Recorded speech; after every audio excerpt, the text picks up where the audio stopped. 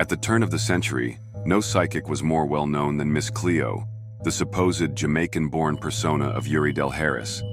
As the face of the Psychic Readers Network, she captivated late-night infomercial audiences with her charisma, tarot card readings, and signature catchphrase, "Call me now." Harris originally created the Jamaican character of Cleo for a 1996 play she wrote titled For Women Only. By 1997, she was also involved in two other Seattle-based productions, Summer Rhapsody and Summer Club Cafe, performing under the name Ree Paris. The details of how Harris became involved with the Psychic Readers Network and ultimately became its most recognizable face as Miss Cleo remain unclear. However, what is certain is that she was a massive success. During her time as the face of PRN, the company excelled at enticing callers and keeping them on the line, reportedly generating around $1 billion in revenue, an amount revealed through a highly publicized court battle. So, what led to the legal trouble? Among other issues, PRN's advertisements and infomercials promoted a free reading, which in reality only covered the first 5 minutes. This brief window was often spent collecting personal information or leaving callers on hold while they waited to be connected. According to the Federal Trade Commission, the average caller ended up paying around $60 per session, with rates of $4.99 per minute. Beyond the deceptive pricing, PRN aggressively marketed its services through automated calls and spam emails. Callers would receive messages claiming Miss Cleo had a dream about them or had been authorized to provide a special tarot reading, urging them to call back immediately. In reality, most callers never even spoke to Miss Cleo herself. Instead, they were connected with other psychics, many of whom had little to no experience. One former employee, who briefly worked as a PRN psychic while in college, revealed that becoming a reader required no real screening, just responding to a job ad offering $12 an hour. Once hired, her phone was set up to receive calls from customers seeking psychic guidance. She explained that psychics were paid by the minute, earning between 12 cents and 24 cents per minute, with those who kept callers engaged the longest receiving the most calls. Those with shorter call times saw their call volume decrease, with PRN directing more traffic to psychics, who were better at prolonging conversations. Employees were provided with scripted responses designed to prolong conversations and leave callers feeling satisfied.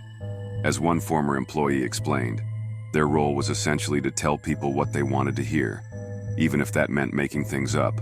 If a caller sought a quick answer, psychics were instructed to stall by claiming they needed to feel their vibe before responding.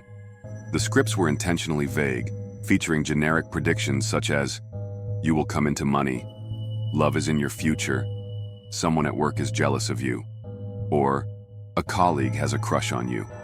The same formula applied to tarot readings, which followed a standard repetitive script. Unsurprisingly, by 2001, lawsuits began surfacing across the country.